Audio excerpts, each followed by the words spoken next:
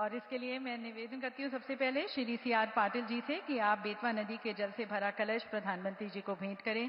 और देवी सज्जनों, जैसे कि आप देख रहे हैं, माननीय प्रधानमंत्री जी बेतवा नदी के जल का मॉडल में प्रवाहित करते हुए ये कलश देवी सज्जनों समर्पण और सहयोग का प्रतीक है, जिसके माध्यम से परियोजना साकार हो रही है।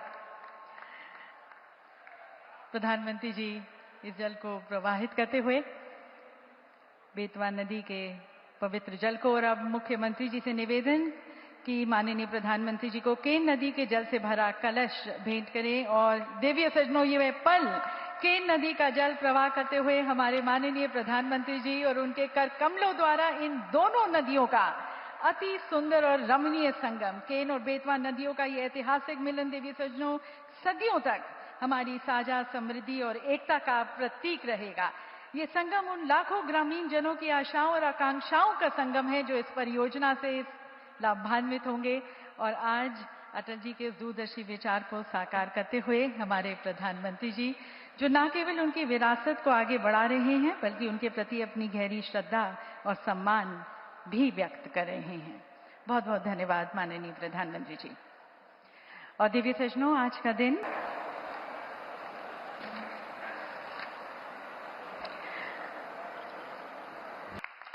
देवी सज्जनों, ये फिल्म दिखाती है कि किस तरह से असंभव संभव हो सकता है यदि दृढ़ निश्चय हो। और इन सभी का श्रेय जाता है हमारे माननीय प्रधानमंत्री जी को। एक बार सभी की तालियों के बीच हम माननीय प्रधानमंत्री जी को धन्यवाद करते हैं इन सभी परियोजना। भारत माता की, भारत माता की, वीरों की धरती ई बुंदेलखंड पे रहवे वारे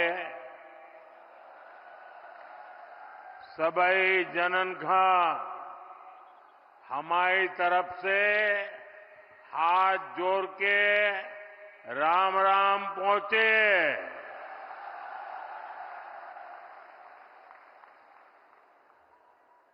मध्य प्रदेश के गवर्नर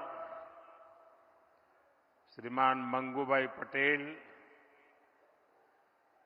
यहां के कर्मठ मुख्यमंत्री भाई मोहन यादव जी,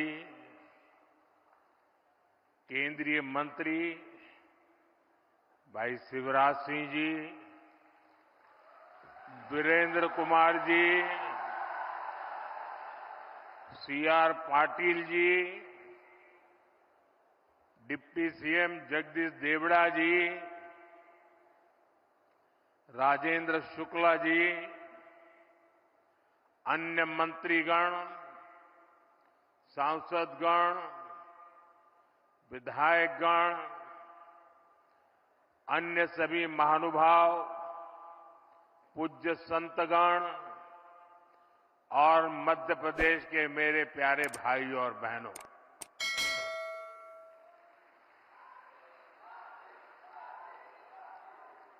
आज पूरे विश्व में क्रिसमस की धूम है। मैं देश और दुनिया भर में उपस्थित ईसाई समुदाय को क्रिसमस की ढेर सारी बधाई देता हूं। मोहन यादव जी के नेतृत्व में बनी भाजपा सरकार का 1 साल पूरा हुआ है। मध्य प्रदेश के लोगों को, भाजपा के कार्यकर्ताओं को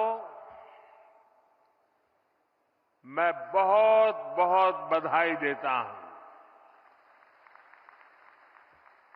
इस 1 वर्ष में एमपी में विकास को एक नई गति मिली है। आज भी यहां हजारों करोड़ रुपए की विकास परियोजनाओं की शुरुआत हुई है। आज ऐतिहासिक केन बेतवा लिंक परियोजना का, दौधन बांध का शिलान्यास भी हुआ है। ओमकारेश्वर फ्लोटिंग सोलर प्लांट, उसका भी लोकार्पण हुआ है। और ये मध्य प्रदेश का पहला फ्लोटिंग प्लांट है। मैं इन परियोजनाओं के लिए एमपी के लोगों को ढेर सारी बधाई देता हूं। साथियों, आज हम सभी के लिए बहुत ही प्रेरणादायी दिन है। आज श्रद्धेय अटल जी की जन्म जयंती है। आज भारत रत्न अटल जी के जन्म के 100 साल हो रहे हैं। अटल जी की जयंती का ये पर्व सुशासन की, सुसेवा की हमारी प्रेरणा का भी पर्व है। थोड़ी देर पहले जब मैं अटल जी की स्मृति में डाक टिकट और स्मारक सिक्का जारी कर रहा था, तो अनेक पुरानी बातें मन में चल रही थी।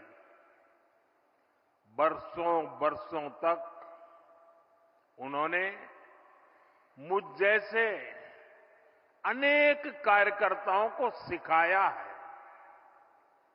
संस्कारित किया है।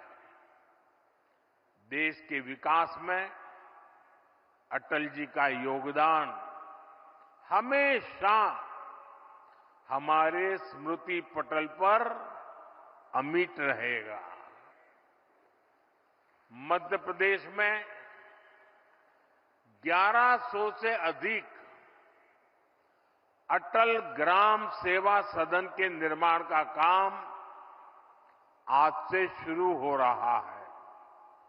इसके लिए पहली किस्त भी जारी की गई है। अटल ग्राम सेवा सदन गांवों के विकास को नई गति देंगे। साथियों, हमारे लिए सुशासन दिवस सिर्फ एक दिन का कार्यक्रम भर नहीं है। गुड गवर्नेंस, सुशासन भाजपा सरकारों की पहचान है। देश की जनता ने लगातार तीसरी बार केंद्र में भाजपा की सरकार बनाई। मध्य प्रदेश में आप सभी लगातार भाजपा को चुन रहे हैं। इसके पीछे सुशासन का भरोसा ही सबसे प्रबल है। और मैं तो जो विद्वान लोग हैं, जो लिखा पट्टी एनालिसिस करने में माहिर है, ऐसे देश के गणमान्य लोगों से आग्रह करूंगा कि जब आजादी के 75 साल हो चुके हैं तो एक बार इवैल्यूएशन किया जाए। 100-200 विकास के, जनहित के, गुड गवर्नेंस के पैरामीटर निकाले जाएं और फिर जरा हिसाब लगाएं कि कांग्रेस सरकारें जहां होती हैं वहां क्या काम होता है, क्या परिणाम होता है। जहां लेफ्ट वालों ने सरकार चलाई, कम्युनिस्टों ने सरकार चलाई, वहां क्या हुआ। जहां परिवारवादी पार्टियों ने सरकार चलाई, वहां क्या हुआ। जहां मिलीजुली सरकारें चली, वहां क्या हुआ। और जहां जहां भाजपा को सरकार चलाने का मौका मिला, वहां क्या हुआ।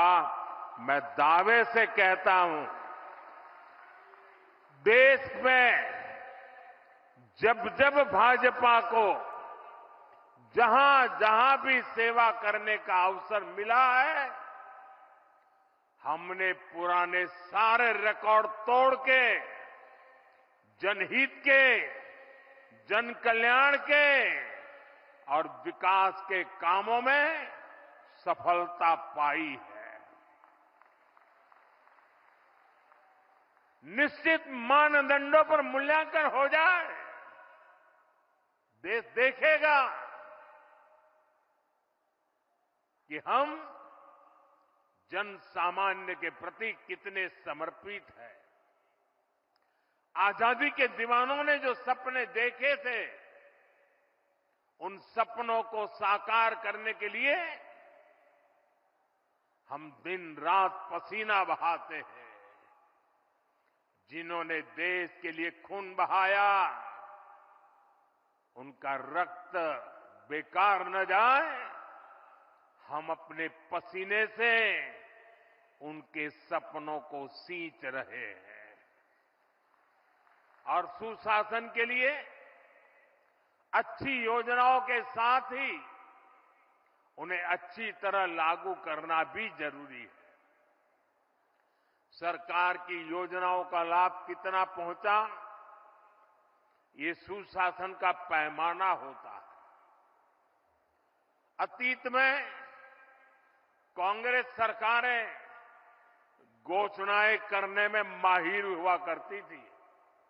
घोषणाएं करना, फीता काटना, दिया जलाना, अखबार में तस्वीर छपवा देना, उनका काम वहीं पूरा हो जाता था और उसका फायदा कभी भी लोगों को नहीं मिल पाता था। प्रधानमंत्री बनने के बाद मैं प्रगति के कार्यक्रम का एनालिसिस में पुराने प्रोजेक्ट देखता हूं, मैं तो हैरान हूं। 35, 40 साल पहले जिसके शिलान्यास हुए, बाद में वहां 1 इंच भी काम नहीं हुआ। कांग्रेस की सरकारों की ना तो नीयत थी और ना ही उनमें योजनाओं को लागू करने की गंभीरता थी। आज हम पीएम किसान सम्मान निधि जैसे योजना का लाभ देख रहे हैं। मध्य प्रदेश के किसानों को किसान सम्मान निधि के 12,000 रुपया मिल रहे हैं। ये भी तभी संभव हुआ जब जन धन बैंक खाते खुले। यहां एमपी में ही लाडली बहना योजना है। अगर हम बहनों के बैंक खाते न खुलवाते, उनको आधार और मोबाइल से ना जोड़ते, तो क्या ये योजना लागू हो पाती? सस्ते राशन की योजना तो पहले से भी चलती थी।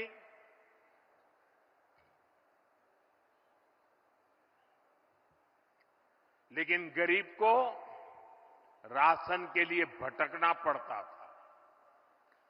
अब आज देखिए, गरीब को मुफ्त राशन मिल रहा है, पूरी पारदर्शिता से मिल रहा है। ये तभी हुआ जब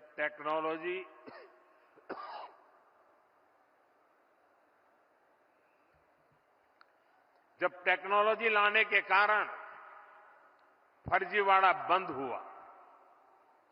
जब एक देश, एक राशन कार्ड जैसी देशव्यापी सुविधाएं लोगों को मिली, साथियों, सुशासन का मतलब ही यही है कि अपने ही हक के लिए नागरिक को सरकार के सामने हाथ फैलाना न पड़े,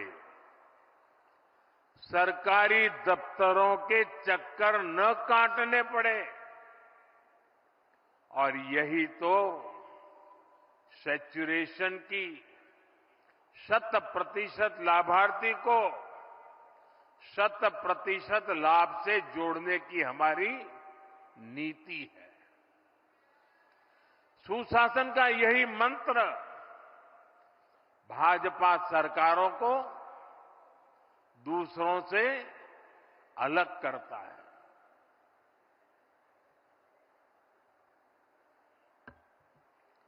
आज पूरा देश इसे देख रहा है, इसलिए बार बार भाजपा को चुन रहा है।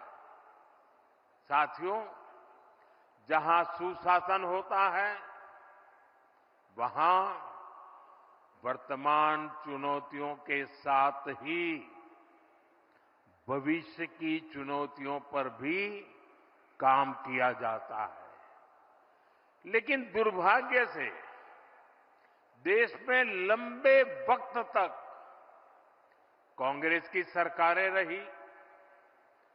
कांग्रेस गवर्नमेंट पर अपना जन्मसिद्ध अधिकार समझती है, लेकिन गवर्नेंस का उससे 36 का नाता रहा है। जहां कांग्रेस, वहां गवर्नेंस हो ही नहीं सकती। इसका बहुत बड़ा खामियाजा दशकों तक यहां बुंदेलखंड के लोगों ने भी भुगता है। पीढ़ी दर पीढ़ी यहां के किसानों, यहां की माताओं बहनों ने बूंद बूंद पानी के लिए संघर्ष किया। ये हालात क्यों बने? क्योंकि कांग्रेस ने कभी जल संकट के स्थायी समाधान के बारे में सोचा ही नहीं। साथियों, भारत के लिए नदी जल का महत्व क्या है, इसको समझने वाले पहले लोगों में, और आपको भी जब बताऊं तो आश्चर्य होगा, यहां किसी को भी पूछ लीजिए, हिंदुस्तान में किसी को पूछ लीजिए कि देश आजाद होने के बाद सबसे पहले जल शक्ति, पानी का सामर्थ्य, पानी के लिए दूरंदर्शी आयोजन, इसके विषय में किसने सोचा था, किसने काम किया था? यहां मेरे पत्रकार बंधु भी जवाब नहीं दे पाएंगे। क्यों? जो सच्चाई है उसको दबा के रखा गया, उसे छिपा करके रखा गया और एक ही व्यक्ति को क्रेडिट देने के नशे में सच्चे सेवक को भुला दिया गया। और आज मैं बताता हूं, देश आजाद होने के बाद भारत की जल शक्ति, भारत के जल संसाधन, भारत में पानी के लिए बांधों की रचना, इन सब की दूरदृष्टि किसी एक महापुरुष को क्रेडिट जाती है तो उस महापुरुष का नाम है बाबा साहब आंबेडकर।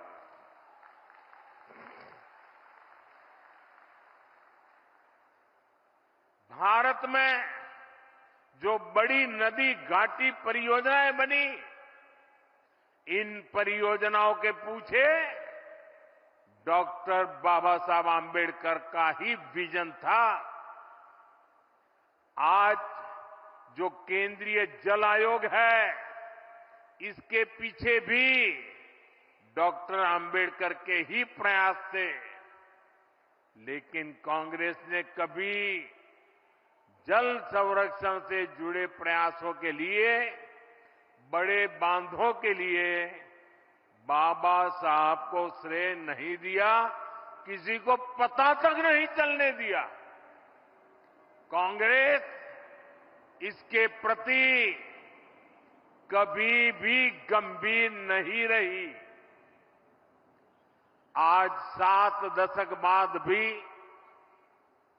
देश के अनेक राज्यों के बीच पानी को लेकर कुछ न कुछ विवाद है। जब पंचायत से पार्लियामेंट तक कांग्रेस का ही शासन था, तब ये विवाद आसानी से सुलझ सकते थे। लेकिन कांग्रेस की नीयत खराब थी, इसलिए उसने कभी भी ठोस प्रयास नहीं किए।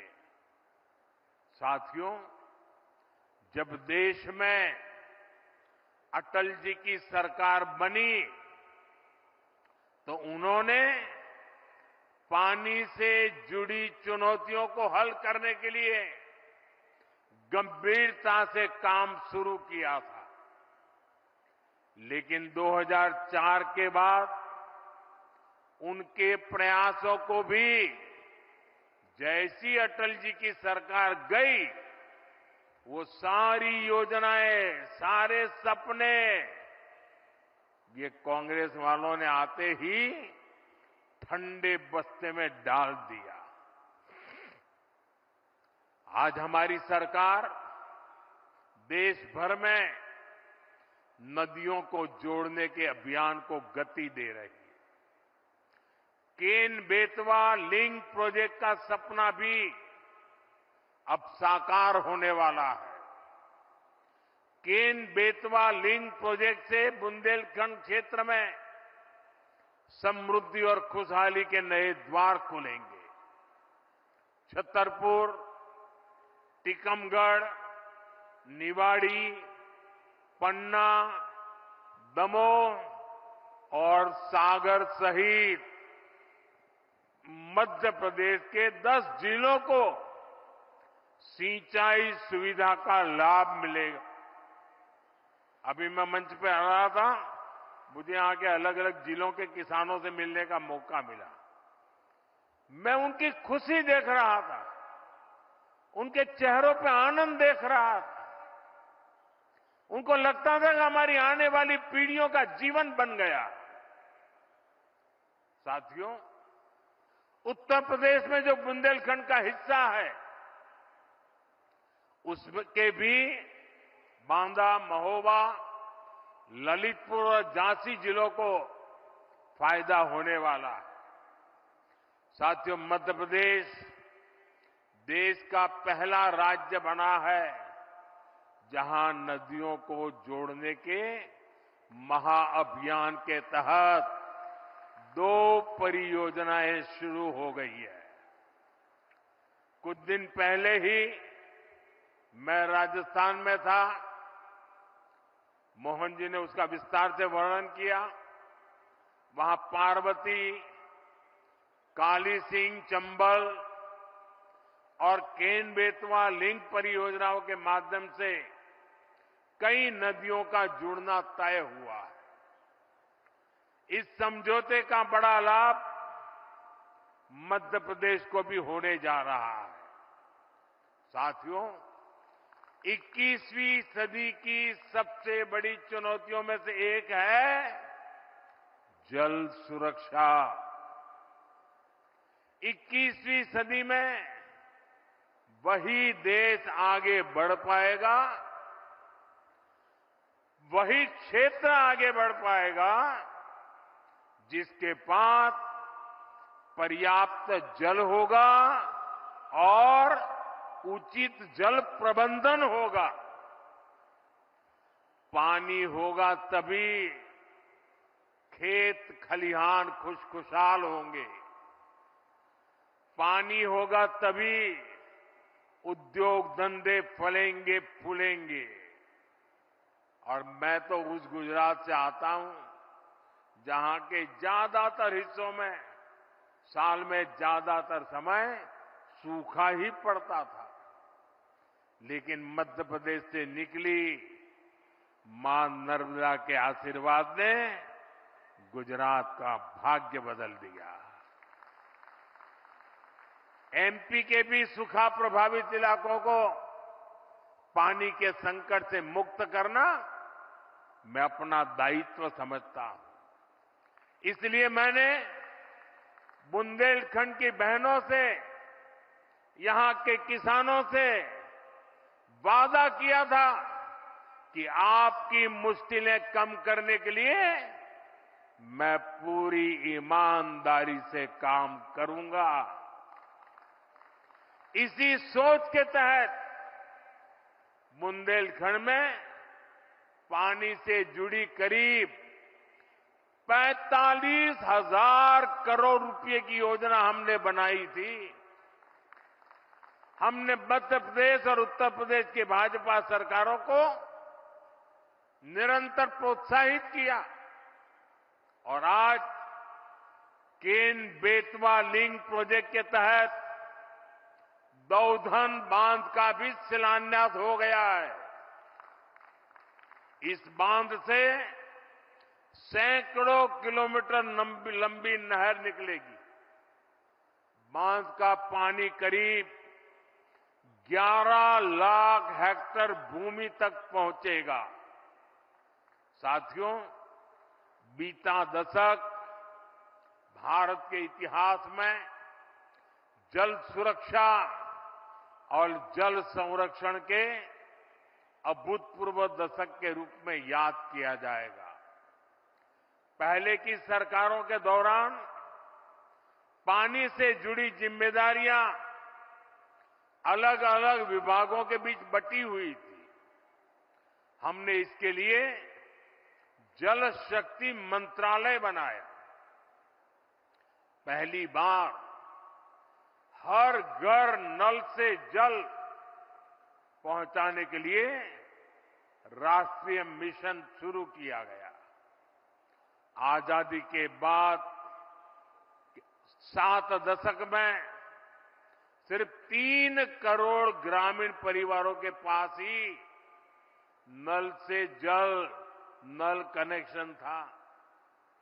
बीते 5 वर्षों में 12 करोड़ नए परिवारों तक हमने नल से जल पहुंचाया है। इस योजना पर अभी तक 3.5 लाख करोड़ रुपए से अधिक खर्च किया जा चुका है।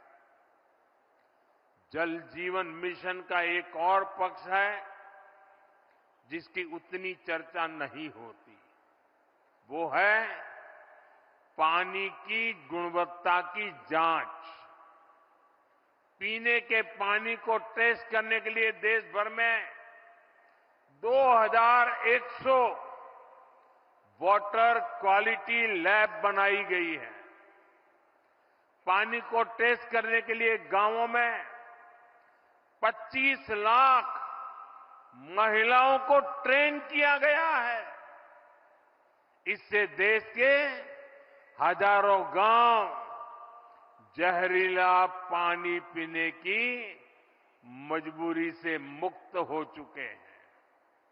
आप कल्पना कर सकते हैं, बच्चों को, लोगों को बीमारियों से बचाने के लिए ये कितना बड़ा काम हुआ है।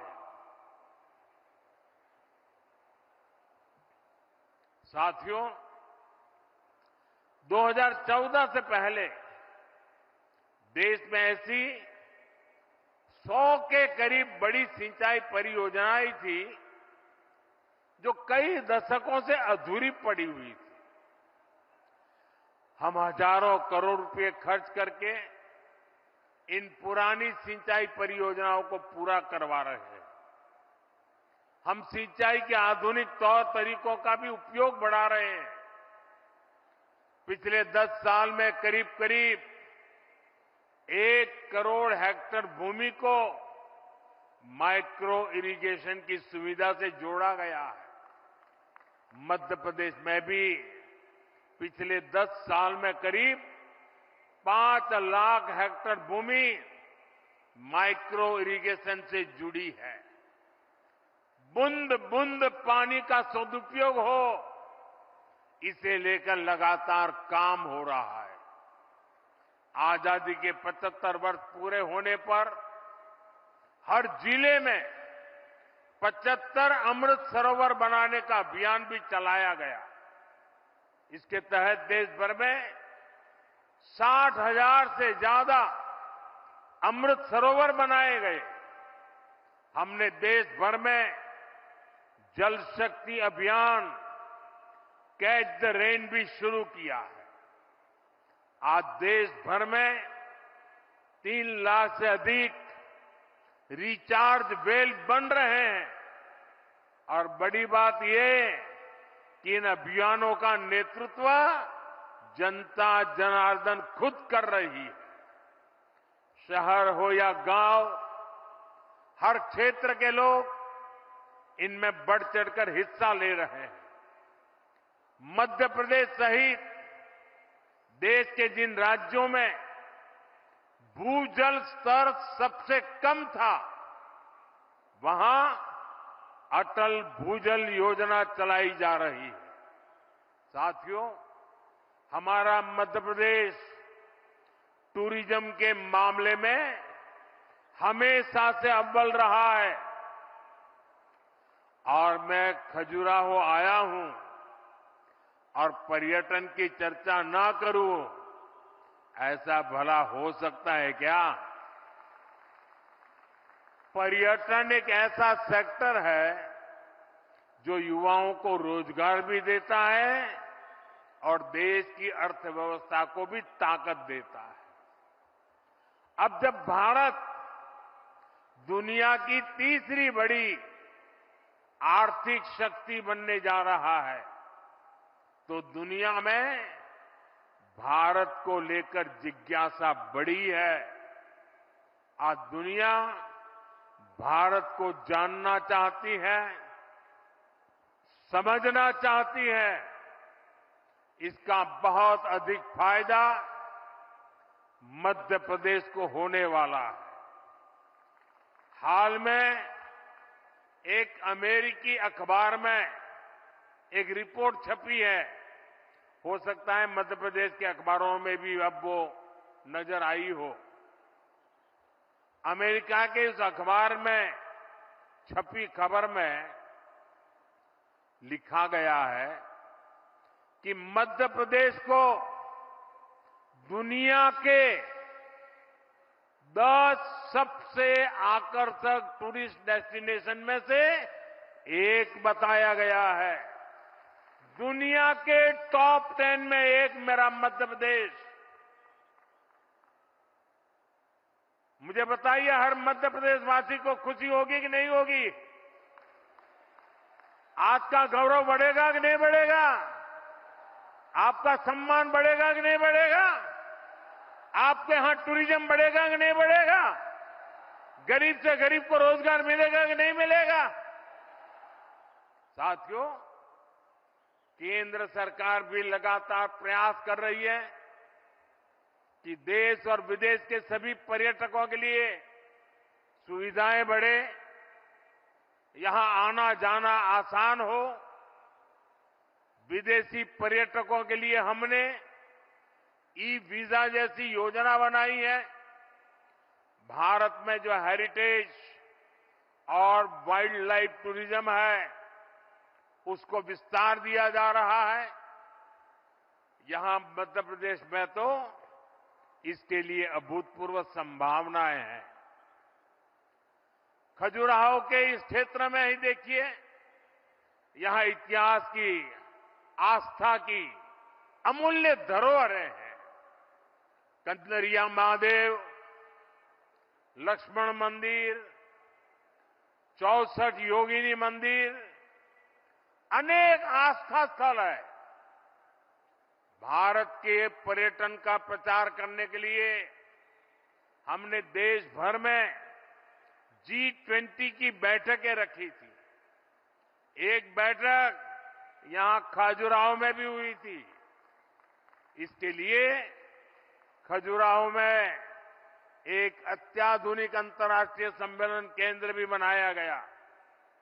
साथियों, केंद्र सरकार की स्वदेश दर्शन योजना के तहत मध्य प्रदेश को सैकड़ों करोड़ रुपए दिए गए हैं ताकि यहां इको टूरिज्म सुविधाओं का, पर्यटकों के लिए नई सुविधाओं का निर्माण हो सके। आज सांची और अन्य बौद्ध स्तंभों को बौद्ध सर्किट से जोड़ा जा रहा है। गांधी सागर, ओमकारेश्वर डैम, इंदिरा सागर डैम, भेड़ाघाट, बाणसागर डैम, ये इको सर्किट का हिस्सा है। खजुराहो, ग्वालियर, ओरछा, चंदेरी, मांडू ऐसे स्थलों को हेरिटेज सर्किट के रूप में कनेक्ट किया जा रहा है। पन्ना नेशनल पार्क को भी वाइल्ड लाइफ सर्किट से जोड़ा गया है। बीते वर्ष तो पन्ना टाइगर रिजर्व में ही करीब 2.5 लाख पर्यटक आए हैं। मुझे खुशी है कि यहां जो लिंक नहर बनाई जाएगी उसमें पन्ना टाइगर रिजर्व के जीवों का भी ध्यान रखा गया है। साथियों, पर्यटन बढ़ाने के सारे प्रयास स्थानीय अर्थव्यवस्था को बड़ी ताकत देते हैं। जो पर्यटक आते हैं वे भी यहां का सामान खरीदते हैं। यहां ऑटो टैक्सी से लेकर होटल, ढाबे, होम स्टे, गेस्ट हाउस सभी को फायदा पहुंचता है। इससे किसान को भी बहुत फायदा होता है, क्योंकि दूध दही से लेकर फल सब्जी तक हर चीज के उन्हें अच्छे दाम मिलते हैं। साथियों, बीते 2 दशकों में मध्य प्रदेश ने अनेक पैमानों में शानदार काम किया। आने वाले दशकों में मध्य प्रदेश देश की टॉप इकोनॉमीज में से एक होगा। इसमें बुंदेलखंड की बहुत बड़ी भूमिका होगी। विकसित भारत के लिए विकसित मध्य प्रदेश बनाने में बुंदेलखंड का रोल अहम होगा। मैं आप सभी को भरोसा देता हूं, डबल इंजन की सरकार इसके लिए ईमानदारी से प्रयास करती रहेगी। एक बार फिर आप सभी को ढेर सारी शुभकामनाएं। ये आज का कार्यक्रम है ना, इतना बड़ा कार्यक्रम, इस कार्यक्रम का मतलब मैं समझता हूं।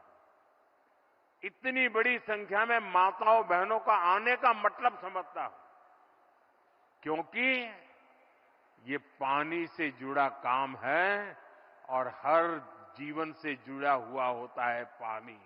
और ये आशीर्वाद देने के लिए लोग आए ना, उसका मूल कारण पानी है। पानी के लिए काम कर रहे हैं और आपके आशीर्वाद से हम इन कामों को निरंतर करते रहेंगे।